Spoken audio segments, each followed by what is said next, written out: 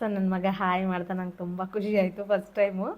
So ಇವಾಗ ಯಪ್ಪ ಬೆಂಗಳೂರಲ್ಲಿ ದುಡಿಯೋ ಅರ್ಧ ದುಡ್ಡು ಮನೆ ಬಾಡಿಗೆ ಕಟ್ಟು, ಮನೆ ಬಿಲ್, ಕರೆಂಟ್ ಬಿಲ್ ಕಟ್ಟು, ವಾಟ್ರ್ ಬಿಲ್ ಕಟ್ಟು, ಸೊ ತರಕಾರಿ ತೊಗೊಂಡ್ಬಾ ಅದು ತೊಗೊಂಬಂದು ಬರೀ ಅರ್ಧ ದುಡ್ಡೇನು ಏನೋ ಊರಲ್ಲಿರೋರ್ಗೇನೋ ಇವ್ರು ಬೆಂಗಳೂರಲ್ಲಿ ಚೆನ್ನಾಗಿ ದುಡಿತಾರೆ, ಚೆನ್ನಾಗಿ ಇಟ್ಕೊಂಡಿರ್ತಾರೆ ದುಡ್ಡು ಅಂತ ಅನಿಸುತ್ತೆ. ಬಟ್ ಇಲ್ಲಿ ಕಟ್ಟೋರಿಗೆ ನಮಗೆ ಗೊತ್ತಿರುತ್ತೆ ಅದರಲ್ಲಿ ಏನು ಉಳಿಯಲ್ಲ, ಬರೀ ಮನೆ ಬಾಡಿಗೆ ಕಟ್ಟೋಕ್ಕೆ ಸರಿ ಹೋಗುತ್ತೆ ದುಡ್ಡೆಲ್ಲ. ಸೊ ಅದು ನಮಗೆ ಕಟ್ಟೋರಿಗೆ ಗೊತ್ತಿರುತ್ತಲ್ವ, ಯಾರಾದರೆ ನಾವಾದರೂ ಆಯಿತು, ಬೇರೆಯವರಾದರೂ ಆಯಿತು. ಸೊ ಇವಾಗ ಆನ್ಲೈನಲ್ಲಿ ಇಲ್ಲಿ ಹೊರಗಡೆ ಹೋಗಿ ತರೋದಕ್ಕಿಂತ ತರಕಾರಿ ಈಗ ಆನ್ಲೈನಲ್ಲಿ ಆಫರು ಅದು ಇದು ಅಂತ ಹೇಳ್ಬಿಟ್ಟು ಆನ್ಲೈನಲ್ಲೇ ಕಡಿಮೆ ಕೊಡ್ತಾ ಇದ್ದಾರೆ. ಹೊರಗಡೆ ಹೋದರೆ 50 ರೂಪಾಯಿ ಅಂದರೆ ಬರೀ ಟೊಮೊಟೊ ಮೆಣಸಿನ್ಕಾಯಿ ಎರಡೇ ಬರುತ್ತೆ, ಅದು ಕೂಡ ಅರ್ಧ ಕೆ ಜಿ ಅಷ್ಟೇ ಬರುತ್ತೆ. ಸೊ ಯಪ್ಪ ಎಷ್ಟು ರೇಟ್. ಇನ್ನೂ ಯಾರಾದರೂ ಆಚೆ ಈಚೆ ಯಾರ್ದು ಅಂಗಡಿ ಇಲ್ಲ, ಒಂದೇ ಅಂಗಡಿ ಇದೆ ಅಂತಂದರೆ ಇನ್ನು ಅವ್ರು ಹಾಕಿದ್ದ ರೇಟ್ಗೆ ನಾವು ತರಬೇಕಾಗುತ್ತೆ. ಇನ್ನು ಒಂದು ಮಾತು ಹೆಚ್ಚು ಕಮ್ಮಿ ಮಾತಾಡೋಕ್ಕಾಗಲ್ಲ ಅಲ್ವಾ. ಸೊ ಅದಕ್ಕೇನೆ ದುಡ್ದಿರೋ ದುಡ್ಡೆಲ್ಲ ಹೋಗ್ಬಿಡುತ್ತೆ. ಸೊ ಇವಾಗೆಲ್ಲ ಆನ್ಲೈನಲ್ಲಿ ಅಮೆಝಾನು, ಜೆಪ್ಟೋ ಅದರಲ್ಲೆಲ್ಲ ಸ್ವಲ್ಪ ಆಫರ್ 100 ರೂಪಾಯಿ ಮೇಲೆ ಶಾಪಿಂಗ್ ಮಾಡಿದ್ರೆ ಸ್ವಲ್ಪ ಅದು ಇದು ಆಫರ್ ಅಂತೆಲ್ಲ ಹೋಗಿ ಡೆಲಿವರಿ ಚಾರ್ಜ್ ಏನು ಇಲ್ದಿರ ಬಟ್ ಫ್ರೆಶ್ ಆಗಿರುತ್ತೆ. ಸ್ವಲ್ಪ ರೇಟ್ ಜಾಸ್ತಿ ಆದರೂ ಸ್ವಲ್ಪ ಜಾಸ್ತಿ ಏನಿರಲ್ಲ. ಇಲ್ಲಿಗೂ ಕಂಪೇರ್ ಮಾಡಿಕೊಂಡ್ರೆ ನಾವು ನಾರ್ಮಲಾಗಿ ತರೋರ ಹತ್ರ ಸೊ ಸೇಮೇ ಇರುತ್ತೆ. ಸೊ ಸ್ವಲ್ಪ ಫ್ರೆಶ್ ಆಗಿರುತ್ತೆ ಆನ್ಲೈನಲ್ಲಿ. ಸ್ವಲ್ಪ ದೊಡ್ಡ ಮಾರ್ಕೆಟ್ಗಳಲ್ಲಿ ಸ್ವಲ್ಪ ಕಡಿಮೆ ಇರ್ಬೋದು ತರಕಾರಿ ಎಲ್ಲ. ಚಿಕ್ಕ ಸ್ವಲ್ಪ ಬೀದಿಗಳಲ್ಲೆಲ್ಲ ಹೋಗಿ ತಂದರೆ ತುಂಬಾ ರೇಟ್ ಹಾಕ್ತಾರೆ. ಸೊ ಅವ್ರ ಹತ್ರ ಇನ್ನೇನು ಮಾತಾಡೋಕ್ಕಾಗಲ್ಲ. ಏನು ತರಕಾರಿ ಮಾರೋರು ಏನು ಎಷ್ಟು ಶ್ರೀಮಂತರು ಇರ್ತಾರೆ, ಅವ್ರ ಹತ್ರನೂ ಏನು ಕಂಜೂಸ್ ಮಾಡ್ತೀರಾ ಅಂತ ಅನ್ಕೋಬೋದು. ಬಟ್ ನಾವು ಸ್ವಲ್ಪ ದುಡಿಯೋರಿಗೆ ನಮಗೆ ಸ್ವಲ್ಪ ಅದರಲ್ಲಾದರೂ ಸ್ವಲ್ಪ ಉಳಿಸ್ಬೋದು ಅಂತ ನಾವು ಚಿಂತೆ ಮಾಡ್ತೀವಿ. ಹಂಗೆ ಆ ಥರ ಏನೂ ಇಲ್ಲ. ಸೊ ಅದಕ್ಕೋಸ್ಕರ ಇದೆಲ್ಲನೂ ನೋಡಿ ಆನ್ಲೈನಲ್ಲಿ ತರಿಸಿದ್ದು ನಾನು ಅಮೆಝಾನ್ ಫ್ರೆಶಲ್ಲಿ ಬರೀ 300 ರೂಪೀಸ್ಗೆ ಇದೆಲ್ಲನೂ ಬಂದಿದೆ. ಜೊತೆಗೆ ದಾಳಿಂಬೆ ಹಣ್ಣು ಕೂಡ ತರಿಸಿದ್ದೀನಿ. ಸೊ ನನಗೆ ತುಂಬ ಖುಷಿ ಆಯಿತು, ಕಡಿಮೆ ರೇಟಿಗೆ ಇಷ್ಟೊಂದು ಬಂದಿದೆ ಅಂತೇಳಿ. ನೋಡ್ತಾ ಇರ್ಬೋದು ನೀವು. ಒಂದ್ಸಲ ನೀವು ಕೂಡ ಟ್ರೈ ಮಾಡಿ. 100 ರೂಪೀಸ್ ಮೇಲೆ ನೀವು ಶಾಪಿಂಗ್ ಮಾಡಿದ್ರೆ ನಿಮಗೆ ಡೆಲಿವರಿ ಚಾರ್ಜ್ ಅನ್ನೋದು ಇರೋಲ್ಲ. ನಮ್ಮ ಫ್ರೆಶ್ಶಾಗಿ ಐಟಮ್ಸ್ ಮಾತ್ರ ತುಂಬಾ ಫ್ರೆಶ್ ಆಗಿರ್ತವೆ. ಸೊ ಹೊರಗಡೆ ಹೋಗಿ ಕಾಲಿಟ್ಟಿವಿ ನಾವೇನಾದ್ರು ತೊಗೊಂಬರ್ಬೇಕು ಅಂತಂದರೆ ಒಂದು ನೋಡ್ಬಿಟ್ಟು 3 ತೊಗೊಂಬಂದಿರ್ತೀವಿ. ಸೊ ಕೈಯಲ್ಲಿರೋ ದುಡ್ಡೆಲ್ಲ ಖಾಲಿಯಾಗಿರುತ್ತೆ. ಮನೆಗೆ ಬಂದು ನೋಡ್ಕೊಂಡಾಗ್ಲೇ ಅದು ನಮಗೆ ಗೊತ್ತಾಗೋದು. ಸೊ ಇನ್ನೇನು ಮಾಡೋಕ್ಕಾಗಲ್ಲ. ಸಿಟಿಯಲ್ಲಿದ್ದೀವಿ ಅಂತಂದರೆ ಇನ್ಯಾರು. ಸೊ ಊರು ಅಂತಂದರೆ ಸ್ವಲ್ಪ ಕಡಿಮೆ ರೇಟಿಗೆ ಸಿಗುತ್ತೆ. ಸೊ ಆ ಥರ ನಡೆದೋಗ್ಬಿಡುತ್ತೆ. ಆದರೆ ಇಲ್ಲಿ ಹಂಗಲ್ವಲ್ಲ, ಏನೇ ಆದ್ರೂ ದುಡ್ಡು ಕೊಟ್ಟು ತಗೊಳ್ಳೇಬೇಕಾಗುತ್ತೆ. ಸೊ ಏನೂ ಮಾಡೋಕ್ಕಾಗಲ್ಲ. ಸೊ ಅದಕ್ಕೋಸ್ಕರ ಇದೆಲ್ಲನೂ ತರಿಸಿದ್ದೀನಿ ನಾನು.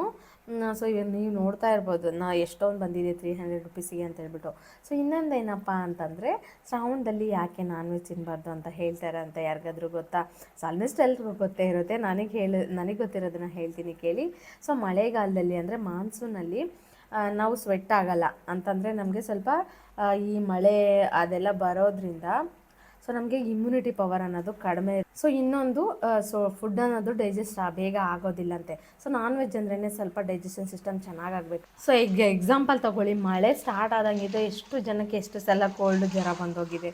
ಸೊ ಸಣ್ಣ ಮಕ್ಳಿಗಂತೂ ಇದು ಪದೇ ಬರ್ತಾನೆ ಇರುತ್ತೆ. ಯಾಕೆ ಅಂತಂದರೆ ಮಳೆಗಾಲದಿಂದ ಸ್ವಲ್ಪ ಬ್ಯಾಕ್ಟೀರಿಯಾ ಬೇಗ ಇದಾಗೋದಾಗಿರ್ಬೋದು, ಗ್ರೋತ್ ಆಗೋದಾಗಿರ್ಬೋದು. ಸೊ ಬಿಸಿಲು ಬಂದರೆ ಏನೋ ಒಂಥರ ಚೆಂದ, ಈ ಬಟ್ಟೆ ಒಣಗಾಕೋದ್ರಿಂದ ಹಿಡ್ದು ಎಲ್ಲಾದರೂ ಈ ಒಂದು ವೇಳೆ ತುಂಬ ಕೋಲ್ಡ್ ಇತ್ತು ಅಂತಂದರೆ ಬೇಗ ನೆಗಡಿ ಆಗೋದಾಗಿರ್ಬೋದು, ಜ್ವರ ಬರೋದಾಗಿರ್ಬೋದು, ಮಕ್ಕಳಿಗಾಗಿರ್ಬೋದು, ದೊಡ್ಡವರಾದ್ರೂ ಆಗಿರ್ಬೋದು. ಸೊ ಅದೇ ರೀತಿ ಈಗ ನಾವು ಅನಿಮಲ್ಸ್ನ ಇದು ಕೋಳಿ ಕುರಿ ಆ ಥರದಕ್ಕೆಲ್ಲ ಅವ್ರಿಗೂ ಹಂಗೆ ತಾನೇ ಬಾಡಿ ಟೆಂಪ್ರೇಚರೆಲ್ಲ. ಸೊ ಅದಕ್ಕೂ ಏನಾದರೂ ಇನ್ಫೆಕ್ಷನ್ ಆ ಥರ ಏನಾದರೂ ಅದನ್ನು ನಾವು ಕಟ್ ಮಾಡ್ಕೊಂಡು ತಿಂದಾಗ ಸೊ ಆ ಇನ್ಫೆಕ್ಷನ್ ನಮಗೂ ಸೋಕೋ ಚಾನ್ಸ್ ಇರುತ್ತೆ. ಸೊ ಅವಕ್ಕೂ ಕೂಡ ಇಮ್ಯುನಿಟಿ ಪವರ್ ಅನ್ನೋದು ಕಡಿಮೆ ಇರುತ್ತೆ. ಸೊ ನಮಗೂ ಕೂಡ ಇಮ್ಯುನಿಟಿ ಪವರ್ ಅನ್ನೋದು ಕಡಿಮೆ ಇರುತ್ತೆ.